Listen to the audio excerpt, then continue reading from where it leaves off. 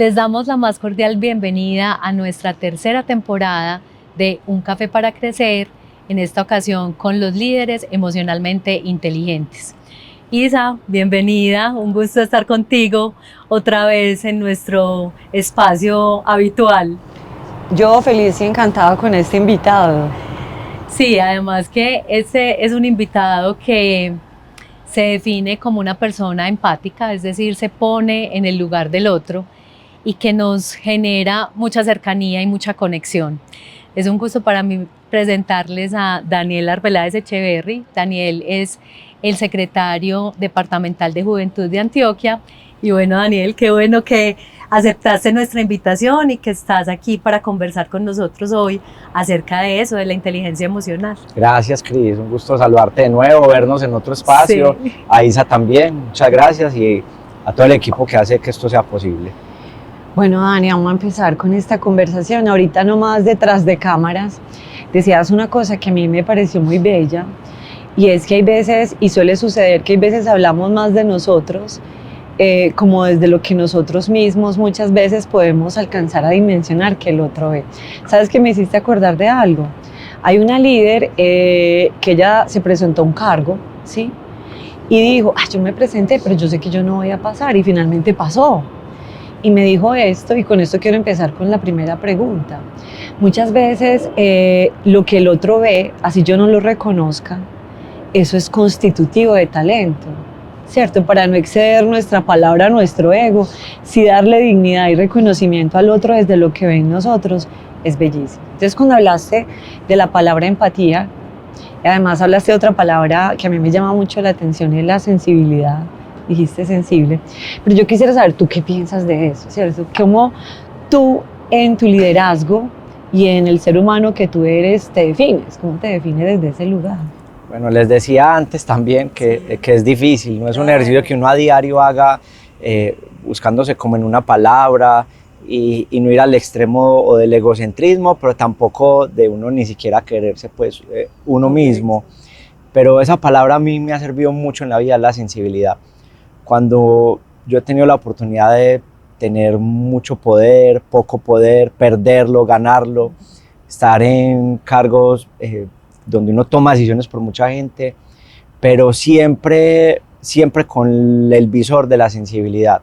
Por más duro que uno sea con los argumentos, con las decisiones que haya que tomar, siempre con el visor de la sensibilidad, porque primero esto es demasiado efímero, el poder es demasiado efímero. A quienes nos gusta esto y lo hemos estudiado por encima inclusive del dinero, sabemos que esto es muy efímero, y no dejar sangre en el camino es muy importante, no transgredir esos principios básicos contra las otras personas es muy importante, y la sensibilidad te permite eso, tomar decisiones de manera más sensata, sin rabias, con más inteligencia emocional, y permitir seguir avanzando sin atropellar a nadie. La sensibilidad es algo muy bonito en el ejercicio de lo público.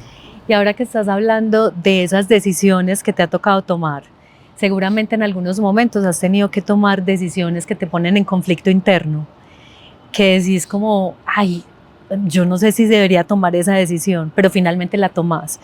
¿Cómo has gestionado esas decisiones o lo que pasa después de haber tomado una decisión que te pone en conflicto interno? Sí, es muy difícil, y diría uno que es de vez en cuando, pero son decisiones que pasan muy seguido, pasan demasiado. Finalmente uno está tratando con seres humanos, no son matemáticas, acá 1 más 1 no da 2, no son cosas ciertas ni reales, muchas veces intangibles.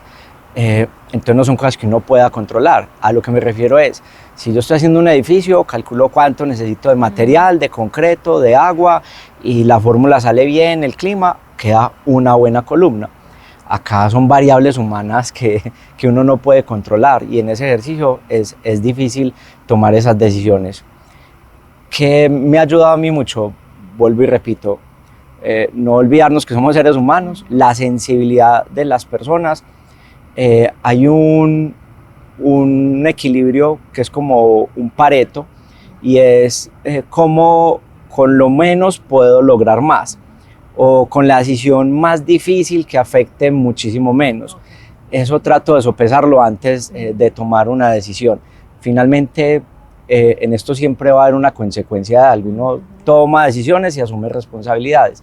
Trata de que el daño siempre sea el menor, entendiendo que va a haber un daño, diciendo daño pues como algo colateral que pasa respecto a un efecto. Así es. Sabes que me llama mucho, pues me parece muy interesante cuando tú hablas de manera reiterativa sobre el concepto de la sensibilidad, porque muchas veces, y lo pones muy bien en términos del poder, el poder es efímero, pero además también trae consigo una responsabilidad alta en términos del impacto que genera en la diversidad de los seres humanos. Entonces, en esa diversidad yo creo que la sensibilidad sí es un llamado de una postura además emocional muy hermosa, que desde mi forma de ver, la sensibilidad tiene que ver con la conexión. Por ahí dicen que, y tú decías ahorita que la empatía, yo no sé si la empatía hasta, ¿te acuerdas que hablábamos? No necesariamente es ponerse quizás en el zapato del otro, pero sí es entender que eso que le pasa al otro, así no me haya pasado, puede que me pase, ¿cierto? O que esa forma de ver y entender el mundo, aunque sea diversa a la mía, es una mirada legítima, y ser sensible a eso, es decir, firme con el argumento, pero no con la persona, que me parece como muy valioso eso que nombras. Dado eso, yo quisiera como profundizar un poquito, porque si la sensibilidad es esa emoción de conexión para ti, siempre hay otras emociones, como que, no son ni buenas ni malas, pero hay veces nos dan como más dificultad, ¿no te pasa como de gestionarla? Y tú nombraste ahorita la rabia, que yo creo que a veces la rabia tiene muy mala publicidad. Mala fama. Mala fama, porque hay una rabia, digo yo, que impulsa también a un resultado. Pero voy a hablar de esta, de la otra, de la que no, para ti, desde tu consideración, es una emoción que a veces no la tienes tan cerca, o que cuando llega como que, esta emoción como que a veces me dificulta. Y puede ser una como, por ejemplo, mira, para cerrar aquí, yo tenía una coachee que me decía, ¿sabes cuál es la dificultad para mí? La ternura.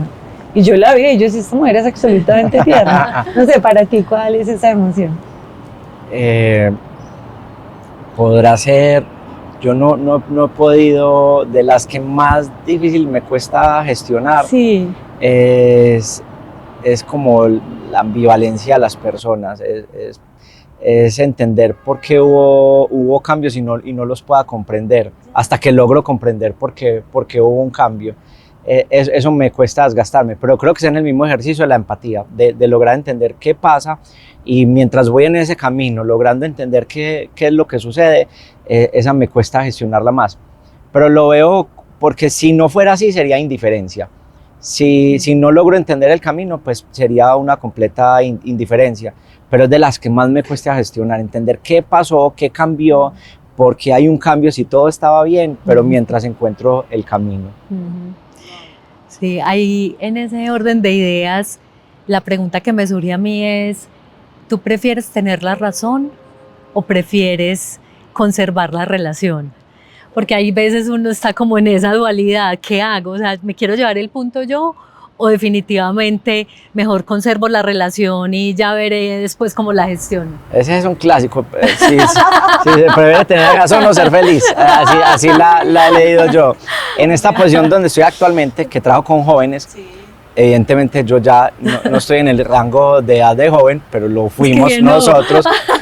Y, ¿qué diremos? Y ganarle la razón a los pelados es difícil, pero a veces con el silencio y con un poco de tiempo, solo un poco, ni siquiera mucho tiempo, termina de pronto demostrándoles uno por qué pudieran estar equivocados.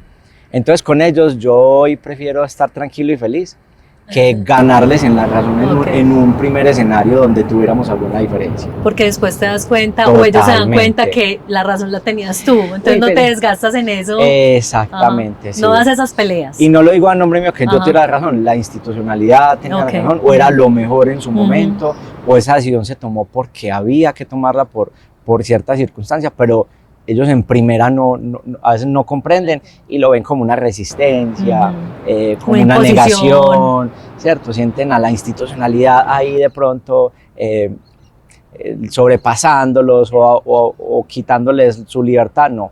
Entonces con un poco de tiempo las cargas vuelven y se equilibran un poco. Entonces prefiero estar tranquilo. Pero sabes que ahí dices una palabra, silencio, porque eso parece como muy sencillo. como que, oye, silencio, pero el silencio en sí, el silencio sí que hay que gestionarlo porque estamos en un escenario donde hay mucha verborrea, mucha palabra, mucha necesidad de llenar los escenarios. Y entonces, ¿para ti qué significa? Pues uno cómo gestiona ese silencio, porque eso no es, o sea, tú lo dices y parece simple, silencio, pero el silencio necesita es complejo. Una maestría personal también. Sí, literal, es más personal. Inclusive hay silencio, siento que hay varias clases de silencio. Sí. Hay un silencio que puede ser de derrota, que uno guarda silencio y uno dice, me equivoqué, y la forma de aceptarlo es guardando silencio y no generando más controversia de algo que ya... Y hay un silencio de paciencia y sabiduría como que está bien, guardo silencio, ya será el tiempo o los resultados o lo que pase más adelante quien nos dará la razón, pero no es fácil gestionarlo, es bastante difícil. Pero esos dos silencios son muy bonitos, ¿no? Aprender a guardar silencio en las dos situaciones, una de aprendizaje y otra sin soberbia, como que está bien, vamos, exactamente, sí. Pero, ¿sabes qué me llama la atención en ese primer silencio de aprendizaje? Porque tú hablas en la aceptación del error que está legítimo y humano. Sí. Como que yo te escucho, necesitamos también ese espacio para reflexionarlo o para hacerte cargo de ese silencio. Entonces me parece que es determinante y bueno, en esa línea yo creo que gestionar esa emoción en ese liderazgo, ¿qué significa eso para un joven? Es decir, un líder que habla de su silencio, un silencio donde gestiona su error, eso es muy inspirador. No sé, tú sabes más de juventudes que yo, no sé si para los jóvenes o en general eso sería un determinante en la inspiración del liderazgo. ¿Tú qué piensas o no? Sí, lo primero es que uno, o bueno, yo, hace no y menciona el poder, otro tipo de poder que uno tiene acá de inspirar a las personas. Demasiado, inclusive para bien o para mal. Correcto. En acciones cotidianas para uno. Sí. Y yo me devuelvo a la edad de los jóvenes con los que yo trabajo hoy, yo tener 16 años, de pronto conocer al secretario de Juventud departamental, que uno quisiera verse reflejado, no exactamente, pero uno diría, bueno, si él pudo, yo también puedo. Y en acciones diarias de uno, pues cotidianas, uno cree que no. Pero me he dado cuenta, y pasa con algo muy sencillo, es cuando vamos tanto a los municipios y de la nada es como que se cree una foto, y yo como que una foto, y pues yo como, porque una foto conmigo, pues yo qué tengo que ver acá, eso es un cargo, eso es prestado, como estoy yo mañana puede estar otro. Pero en ese ejemplo yo me veía claro, uno cuando estaba pelado quería tomar fotos con claro, alguien. Con el famoso. Pues con el que uno por lo menos puede o mostrarla o publicarla. No, o algo. Y admiro, pues también, es como de admiración. Sí, entonces uno acá influye mucho, y sobre todo en los jóvenes que están en esa edad, donde son influenciables, ¿cierto? Donde van formando su criterio y se les permite ser más influenciables. Entonces una gran responsabilidad desde estos cargos, cómo se comporta uno. Pero yo creo que también, tú lo decías ahora, esto es, digamos que una cosa pasajera en tu vida, ¿cierto? Tú eres una persona que ha hecho política, que te gusta estar con la comunidad, con la gente, hoy estás en el rol más cercano a la juventud, pero sin embargo, esto es una cosa pasajera. Pero yo creo que como ser humano, en los otros roles que tú has jugado en tu vida, si has tenido también esa cercanía y ese liderazgo, con jóvenes, con más viejitos, o sea, con otro tipo de personas, hasta con niños. ¿Qué es eso que tú consideras que ha sido determinante para tú poder influenciar a otros, independiente del cargo, del rol donde estás? Bueno, yo creo que más que para influenciar, porque yo no he cifrado esto en la capacidad de influenciar mucho, poquito, a muchas personas o a poquitas, pero lo que sí trae esto es que termina uno tomando decisiones por un montón de personas que le confían a uno la responsabilidad, sea a través del voto. El voto no es nada más que lo que le entrega a uno a otra persona para que tome decisiones por uno. Sí, su confianza. O en este ejercicio más administrativo es un cargo de libre nombramiento y remoción, pero que uno representa a un grupo poblacional tomando decisiones por ellos. Y no hay nada que me haya funcionado mejor en mi vida hasta ahora que escuchar. Yo tomo muchas decisiones por lo que escucho, por lo que me dicen, no por comentarios, sino por lo que llevo, lo levanto de territorio, por los insumos que la gente entrega. Será muy difícil entender que hay una comunidad que necesita algo si la misma comunidad nos está diciendo que necesitan algo. Puede que no sea exactamente como ellos lo quieran, pero sí lo necesitan. Y saber escuchar, saber leer eso y llevarlo a solución es el mejor ejercicio que cualquier político, cualquier administrador debe hacer en el sector público. Ay, no te quiero decir que esa respuesta, pues, me diste en el corazón. Te voy a explicar por qué. Yo creo que si en el ejercicio público, en el ejercicio del liderazgo, nosotros pudiéramos entender que la escucha legitima, a mí me parece que ahí sí deberíamos de tener una sensibilidad alta, porque la gente piensa que escuchar es, tú muy bien, pues alguien me contó un chisme, no, es sentarnos a escuchar a las personas legítimamente en su necesidad. Creo que la escucha es un escenario de mucha inspiración y ojalá todos los líderes, en cualquier cargo en el que estemos, pudiéramos entender el valor real de la escucha para poder trabajar honesta y en servicio y en conexión con otros. Así es. Dani, si escuchar es, en la escucha no solamente está el silencio, sino que también hay preguntas para comprender como el otro. A mí me llama mucho la atención que inspira a los jóvenes. A mí me llama mucho la historia, no sé si se llama así, Boyan Selat, creo que se llama, el chico que una vez estaba, esto es una historia pues muy a lo antioqueño, él se estaba bañando por allá en Grecia y vio que el mar tenía mucha contaminación. Y entonces él dijo, no, yo tengo que hacer algo. Pues un muchacho de 16, 18 años. Y hace lo que hace hoy, pues como con su empresa hizo un sistema inclusive para limpiar el mar y etc. Lo que te quiero decir es que a mí me llama mucho la atención, él tiene 16, 18 años, él lo inspiró una pregunta. O sea, él escuchó el mar, podría quedarse callado y vivir de ese privilegio y decir, bueno, estoy aquí buceando y listo, pero él dice, no, yo esto que estoy escuchando es una pregunta que yo quiero volver a acción y quiero poner de mi parte para que se haga. A mí yo quisiera saber, tú que conoces más la juventud, que has estado más cerca de ella, ¿qué es lo que inspira a la juventud en su accionar? Bueno, no sé. Y sobre todo a la de hoy. A la de hoy, claro. Que además a mí me encanta, te quiero decir. Yo tengo unos coequiperos Ajá.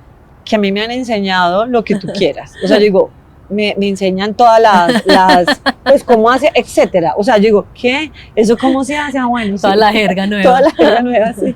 Sí, es una pregunta compleja de responder. No es difícil, es compleja por la misma complejidad que es lo joven. O sea, ya decir la palabra joven, juventud, esa época de la vida es compleja para ellos mismos ahora para descifrarla. Pero lo puedo decir desde la experiencia y más ahora desde este cargo, antes de trabajar tanto con jóvenes. Y es que hay algo que no falla, o sea, hay algo que en unos de mayor medida, en otros más poca, pero está ese elemento. Y es sentirse parte de algo. Eso no falla. El joven quiere sentirse parte de algo. Y también tiene la arista buena como tiene su arista difícil. El joven, voy a ir para salir rápido, digamos la más difícil, la más triste, el joven que está dentro de una organización delincuencial. Se quiere sentir parte de algo, dueño de algo, que crece dentro de algo, reconocimiento. Y eso es una condición humana, pero en la juventud se aviva. Y ya cerrando ahí, volviendo a algo, a lo bueno, a lo positivo, el joven quiere hacer parte, sentirse reconocido dentro de algo, sea inclusive una organización política, un partido político, algo social. El joven quiere sentirse que hace parte de una organización que está haciendo algo por ellos mismos.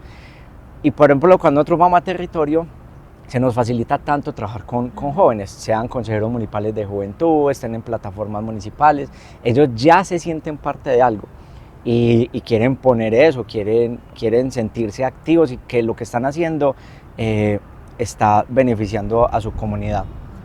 Pero eso es muy, muy poderoso y muy bacano, y a mí me parece muy bonito, que se sientan parte de algo, ¿no? Sí. Además, porque yo creo que humanamente todos queremos ser.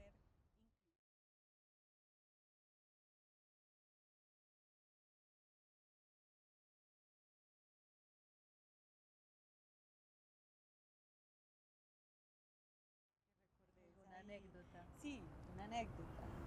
Con los pelados es muy curioso, recién venimos de pasar elecciones y después de las elecciones de Congreso el gobernador me legó para irme, estuve 10 días en el Bajo Cauca antioqueño, Wow. 10 días en el Bajo Cauca. Un poquito de calor más. Sí, es una mezcla de un montón de cosas. Inclusive fue muy teso porque yo no sabía cuántos días me iba a quedar. Diferente es cuando tú sabes que te vas un día y regresas a los 3, 4, pero yo cada día no sabía cuándo me iba a quedar, porque estamos en un tema de escrutinio, entonces podía pasar 5, 10, 15, etc. Y tuve la posibilidad de viajar, en las noches salía a los municipios para no quedarme en un lugar quieto que no soy capaz. Y conocí un montón de jóvenes muy inquietos, pero en especial uno que se llama Andrés de Caucasia, donde habíamos acabado de pasar un tema coyuntural electoral y el hombre defendía a capa y espada su partido político, su ideología, porque había votado por ese candidato en un fervor y se sentía parte de algo y que sacó tantos votos, y yo, tremendo este pelado. Salimos de ese proceso y después tuve la oportunidad de volver a Caucasia un solo día con el gobernador y ya estamos a puertas de la segunda campaña, que era la presidencial. Y volví y me encontré a Andrés. Lo curioso del tema es que ya no estaba con el mismo partido y movimiento con el que me había hecho, sino absolutamente con todo el otro extremo. O sea, fue una locura. Y yo le decía a Andrés, pero vos estabas... pero es de verdad, es el extremo, lo permito decirme, estaba con la derecha pura de Colombia y después estaba en toda la izquierda. Y pues finalmente pues, yo con el tema político he sido más tranquilo, más abierto, pero me sorprendió muchísimo la capacidad de este pelado. Pero él me decía, no, o sea, en su momento era esto, y él sentía parte y ponía la camiseta, pero ya no, y se montó a tarima inmediatamente a hacer campaña por otra cosa. Eso me pareció demasiado curioso de él en la condición del Bajo Cauca, que no es una subregión fácil de Antioquia por la condición minera, donde expresarse a veces es difícil. Complicado. Sí, pero él con toda libertad y ni se sonrojaba inclusive de haber cambiado de posición política, pero él estaba en su cuento y desde la participación política. Bueno, o sea, es como la capacidad también de adaptación. O sea, los jóvenes hoy creo que tienen como esa posibilidad también, esa flexibilidad de poder estar ahí. Y lo que pasa es que yo creo que nosotros como desde el otro lugar, hablando de la inteligencia emocional, también es identificar muy bien y ayudarles a ellos a comprender qué es esa emoción que están sintiendo, poder hablar de ella. O sea, yo te escuchaba ahora en nuestra conversación y decía, muy pocas veces uno puede conversar con un hombre acerca de sus emociones, porque tal vez a los hombres los han educado desde no expreses tus emociones, un niño no llora, como esa limitación tan grande de que las emociones son malas y que no se pueden expresar y que lo único que hacen es como volverte débil o demasiado vulnerable. Entonces, ¿de dónde aprendiste tú esa gestión de emociones, ese poder identificar si soy sensible, me preocupo por las personas de una manera genuina, genero conexiones que finalmente producen resultados pues, en mi oficio o en lo que esté haciendo? ¿De dónde salió eso? Pero Cris, esa pregunta es muy bonita, nunca me la habían hecho, pero yo soy de esa generación donde ni siquiera por mi casa, donde la palabra bullying no existía, era supervivencia pura. Yo vengo de un colegio público en Río Negro y había que sobrevivir, o sea, era literal la ley del más fuerte, del que mejor pudiera adaptarse. Un colegio con una dinámica muy pesada, social muy pesada, y donde llorar era de señoritas, de niña, era demasiado castigado. Y ya uno crece, se da cuenta que eran las condiciones de ese momento, pero ahora hay una juventud más sensible. Hay unos pelados, hombres, mujeres, que permiten llorar, expresarse, que sexualmente son demasiado libres. A mí eso me parece muy bacano. Yo tengo muy clara mi identidad sexual y trabajo todo el tiempo con jóvenes que tienen preferencia por ambos sexos o que abiertamente tienen su novio, que son hombres y tienen novio. Y eso me parece bacanísimo, lo hacen de manera supremamente natural. Ya no se cohíben tanto como de pronto en la época en la que me tocó a mí. Cambian un poco los papeles, son más sensibles, se permiten llorar, pero a mí me tocó una época en mi municipio donde llorar no era permitido, era señorita, había que ser fuerte, había como si llorar fuera malo. Como si llorar fuera absolutamente malo o fuera de niñas. Por eso, y que las niñas, o sea, las niñas lloran y entonces eso es malo llorar, pues también. Entonces entiende uno que eso es una bobada, o sea, eso es una bobada, pero en todos esos años de crecimiento algo también le marcan a uno su formación, no les voy a mentir acá, yo hace mucho rato no lloro en mi vida, no significa que no sea sensible. Correcto. A mí me decían, no, cuando uno ve nacer al hijo es para llorar. Mi hija nació y me preocupé por la salud de la mamá de ella y porque la niña estuviera bien, un poco más pragmático, pero no me permitió llorar, sino como pensar en otras cosas. Y hace mucho que no logro llorar, pero me considero una persona demasiado sensible con las situaciones cotidianas de la vida, en territorio, con los jóvenes, con las problemáticas sociales. Cuando nos matan un joven, a mí eso me duele. Sí, y el equipo se da cuenta. Sara, que es la comunicadora, sabe que ahí mismo o nos pronunciamos, vamos y visitamos la familia, donde nos dicen que no podemos ir, ahí es donde hay que estar. Y nos pasó el año pasado que en la puerta de la casa, frente a la abuela, y esto lo hago en honor a Jaymar Gamboa, un CMJ del municipio de Chigorodó, lo asesinaron y después nos dimos cuenta que lo habían confundido. Era por el hermano, que físicamente eran muy parecidos. Y en la puerta de la casa de él, frente a la abuela, a los abuelos que eran los padres, lo asesinaron. El gobernador supo, hablé con él, fuimos hasta allá, acompañamos todo el sepelio, fue muy difícil, pero también la decisión que tomamos fue hacer un evento grande en Urabá, en Chigorodó. Cuando nos decían no pueden ir a Chigorodó por lo que acaba de pasar, y el gobernador nos ha enseñado algo muy, muy valioso y ahí es donde nos necesitan. E inmediatamente todo el equipo entendimos, hicimos un encuentro grande en Urabá, lo intencionamos en Chigorodó, hicimos un homenaje por la vida y cambiamos todo el sentido de lo que estaba pasando allá, por lo menos por un momento, para que los jóvenes pudieran entender. Pero a raíz de lo lamentable que pasó y la sensibilidad que uno tiene por esto, y de acompañar toda la familia de los jóvenes, y fuimos a Chigorodó a hacer un evento durante 3 días en torno a la muerte, al duelo y a la vida. Algo muy bonito a raíz de algo muy triste que había pasado.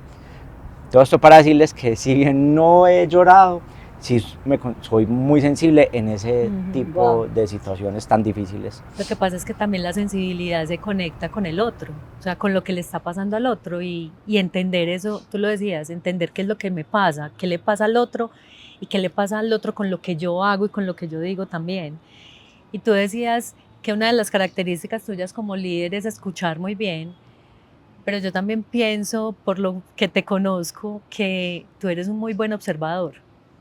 Entonces no es solamente escuchar, sino que también al observar uno está escuchando el lenguaje no verbal del otro, está entendiendo qué es lo que le pasa, o sea, probablemente tu actitud sea distinta y tú dices, no, sí, yo estoy muy bien, y resulta que tu cara está mostrando otra cosa muy distinta. Ahí salía la cara. Entonces, yo también he visto que tú eres una persona muy observadora y que eso de alguna manera, complementado con lo que decías de escuchar, pues hace que tú marques la diferencia también como líder. Cris, gracias. ¿Qué quiero decir gracias? No, gracias. ¿Qué sentís cuando escuchas eso? Bueno, pues pero ya si que es lo verdad. digas, sí, la verdad, sí, y en eso invierto mucha energía, en escuchar bien, en observar, en leer bien las condiciones de todo lo que está pasando, y gasta uno mucha energía. Hacer esto diario durante tanto tiempo, durante tantos años en diferentes sectores, desde lo público, desde lo privado. Yo vengo del sector privado, pues yo venía de hacer empresa, de tomar decisiones desde lo privado y cambiar el chip a lo público es complejo también. Y eso es muy efectivo, a mí me ha funcionado muy bien, pero requiere invertir mucha energía. ¿Cómo te recargas ¿Sabes? de energía perdiendo tanta? Exacto. Pues, ¿qué haces? Sabes que ahí, con eso que le estás preguntando, a mí me llama mucho la atención esto que estás diciendo de no llorar y de la sensibilidad. Porque sabes que hay veces una cosa, parece una cosa, pero no necesariamente por nombrarla así es. Es como que, para ser clara, como que si lloras eres sensible, como que hay cosas que te dicen que si lo haces, lo eres. Sin embargo, justo con tu pregunta tan potente, yo creo que tú hablas mucho desde el cuidado. El cuidado se gesta desde la ternura, desde la conexión real. Estas historias nos estás diciendo, yo no lloré con mi hija, pero quería cuidar todo lo que estaba alrededor de ella. Y yo creo que eso es un poco de los paradigmas que tenemos que empezar a romper. Y aquí cuando vas hablando, a mí me vas generando como mucha dulzura en el creer que realmente, y me incluyo, hay veces juzgamos, por ejemplo, el joven, y lo decías ahorita, no es de su legitimidad como ser humano, sino es de los patrones o paradigmas que tenemos, no es de su necesidad de ser incluido, y cada uno se expresa de manera diferente. Entonces, me gusta porque, sabes que yo te dije ahorita que tenías unos ojos bonitos, aquí lo estamos llenando de cosas bonitas, y ya vas a contestarlo el bienestar, que me parece chévere esa pregunta. Yo siempre he creído que no solamente tiene que ver con lo que se ve naturalmente, sino con lo que eso nombra, con lo que eso dice de manera más profunda. Y tú dices, esto no es fácil, entonces ahí me gusta esa pregunta, Cris, porque, ¿y cómo haces tú para manejar todo esto? Sí. Porque, mira, yo te escucho solo contando estas historias y a mí ya me pone como, uy, me conmueve mucho, es muy conmovedor. ¿Cómo haces tú eso que le preguntabas, Cris? Como para mantener ese bienestar. Esa buena energía. Correcto. ¿Y sabes qué pasa con el bienestar? Que es una palabra muy bonita, y es que uno debe tener bienestar para reflejar bienestar. Correcto.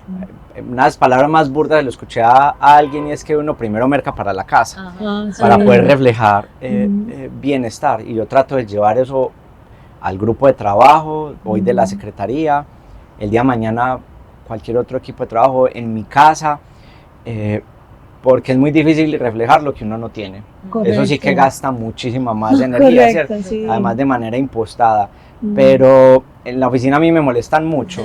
Yo no me quedo quieto, siempre tengo energía, el cuerpo como que se programa, y si necesito una comida, yo con una comida trabajo en el día, si estamos en territorio, y es desgastante por lo que les decía, entrego mucha energía, pero veo los resultados, en ser observador, en escuchar y en tomar las mejores decisiones con esos dos elementos, con lo que observo y con lo que escucho.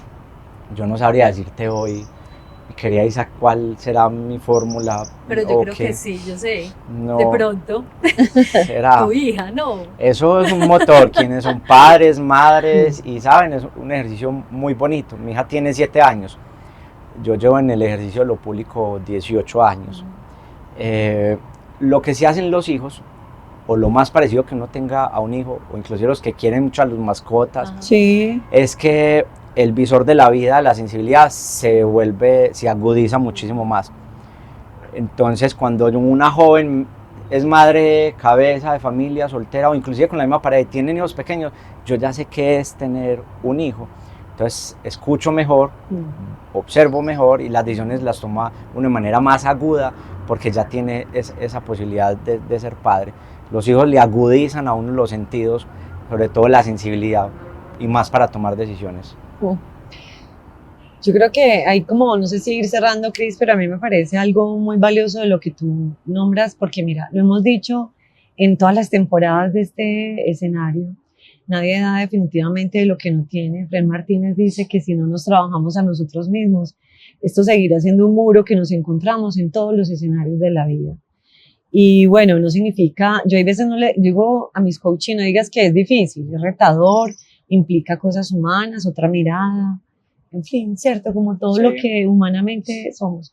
Y me llama la atención esto, Y yo sí quisiera que, bueno, como para que le digas, no como el consejo de, oiga, este es el consejo, así es que esa es la cosa, pero sí desde tu mirada. Porque sabes que yo creo que no es una sola cosa cuando te escucho, porque es verdad, por ejemplo, los hijos y lo nombras de una manera muy hermosa, pero no creo que solamente un hijo dé sentido. También cuando tú vas a los territorios, cuando hablas de tu equipo, o sea, como una cantidad de cosas que han sentido, porque dice el mismo Efraín, una sola cosa que dé sentido puede ser muy peligrosa, porque cuando ya no esté, ahí se quedó el sentido. Entonces yo te escucho a ti con un propósito más amplio de la vida. Desde ese lugar que quisieras como decirle a los líderes, creo que a mí me encanta esta conversación porque hoy estamos hablando del sector público, ¿sí? Y también hay unos sesgos, hay veces tenemos sesgos. Entonces, bueno, no sé, como cuál sería ese llamado tuyo. Pero yo quisiera devolverte esta pregunta, Sí. los sesgos. Sí. Sí. ¿Qué piensas de los sesgos en el sector público? Wow, ya, o sea, corten, no mentira. No, sabes que me parece interesante esto porque de mi postura pareciera que el sector privado pues tiene como unas cosas más claras, como que eso no se refuta, como que es más resolutivo, ¿cierto? En cambio en el sector público, como que uno dice, si hay cosas buenas, como que a mí me parece que este tema, exacto, es lento, se demora, o prometen mucho y no cumplen. Y y sabes, hay una cosa que me parece muy tesa, y ahorita que lo decías del chico que cambió de posición, me parece muy teso, es mi mirada, que a veces le adjudicamos a una persona la responsabilidad colectiva que tenemos de generar también conciencia, ¿sí? Entonces es como que le adjudicamos en el sector público al líder de turno todo lo que nos corresponde también asumir a nosotros. Entonces yo sí creo que en el privado, desde mi postura, no sé si me hago entender, puede ser más, no sé, es una postura diferente. No, tienes toda la razón y en la teoría política hay muchas cosas que el Estado no sabe hacer o las hace muy mal o es paquidérmico o ya ha demostrado que no y se las entrega precisamente al sector privado para que las haga. Para que las agilice. La concesión de una vía, la salud, muchas cosas, porque el Estado ya en los 200 años que llevamos de Estado colombiano no las ha aprendido a hacer y las hace muy mal. Y nosotros cargamos con esa cruz, evidentemente, de cómo se ve reflejado un funcionario público, un político, un concejal, un alcalde, etcétera, y es por lo lento de todo, correcto, porque las cosas o se hacen mal y romper ese paradigma es bastante complicado. Lo quería escuchar de ti, también para devolver un poco la conversación. Que además soy una fan de lo privado también, o sea, de ambas, o sea, ambas partes creo que tienen su lugar. Sí, es cierto. No sé, esa última pregunta, el consejo. Ni siquiera está en el guión, pues como que me permití ahí improvisar. Pastelearme antes. Yo creo que entre tantas cosas, yo empecé muy joven en la política y he perdido muchas veces y he ganado otras tantas. Y esa historia la conté un día en el municipio de Abeorral, todo lo que me moré la primera vez para ganar algo que quería, después de perder muchísimas veces. Y el consejo que yo daría es que yo nunca perdí la seguridad que tenía en mí mismo y me pudiera demorar lo que me pudiera demorar, estaba seguro que lo iba a conseguir. Cuando no sabía en qué momento. Y le pasó al gobernador. Yo tengo una foto con él donde él, después de 3 veces intentar la alcaldía de Río Negro, lo logró. Y yo, después de intentar muchas veces lograr algo en mi vida, lo logré. Y estamos juntos en ese momento, eso fue hace 10 años, pero con la misma seguridad. Hoy él tiene un camino más adelante y yo voy haciendo mi camino, pero yo nunca he perdido la seguridad en mí, nunca. Y ni siquiera es egolatría, es que yo confío mucho en lo que estoy haciendo, que me equivoco, que pierdo, total, y sé que en el camino perderé y me equivocaré tantas veces, pero la seguridad de lo que estoy haciendo nunca la he perdido, nunca he perdido la confianza que tengo en mí mismo, porque nadie más va a venir a darme a mi confianza, ¿cierto? Que uno mismo.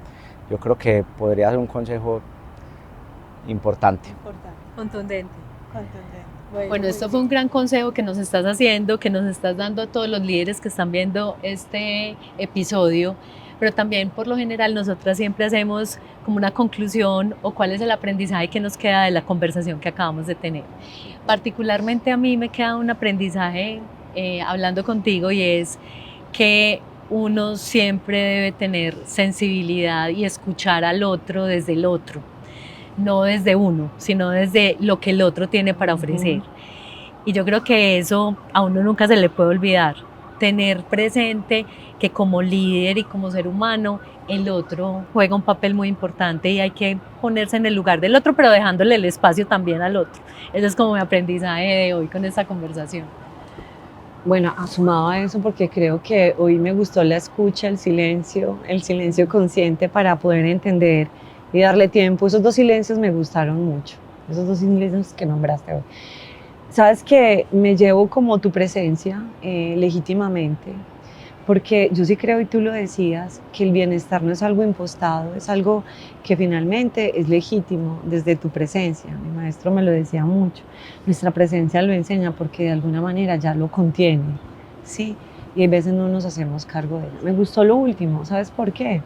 Porque yo creo que es un llamado a tener ese propósito claro. No sé si llegará más rápido que temprano, pero la constancia y la persistencia en darnos a nosotros mismos lo que muchas veces le pedimos a otro que no somos capaces de darnos a nosotros mismos. Y yo lo veo mucho en los ámbitos organizacionales, en todos los ámbitos en los que estoy, que muchas veces le pedimos al otro lo que todavía no nos hemos podido empezar a gestar o a honrar en nosotros mismos. Entonces me gustó mucho. No sé si no lloras, pero verte conmueve, es muy conmovedor. Entonces hay veces una cosa, parece una cosa, pero realmente Es no otra. lo es otra. Ajá. Y a lo mejor es otra absolutamente fantástica, curiosa, que nos facilita y nos posibilita cosas muy bellas en la vida. Me encantó conocer. No, el gusto es mío, muchas gracias. Este espacio es tan importante para quien lo vea como para uno, de verdad, es como una terapia bacana para uno de expresar muchas cosas y decirlas, que uno las piensa todo el tiempo, pero no todo el tiempo tiene estos escenarios. Entonces, de verdad, muchas gracias. No, muchas gracias. Gracias a ti, porque muy inspirador, pues muy inspirador esta conversación. Y bueno, nos despedimos de esa manera, dándoles las gracias a ustedes por acompañarnos, y los invitamos para nuestro próximo episodio de Un Café para Crecer, los líderes emocionalmente inteligentes. Mil gracias.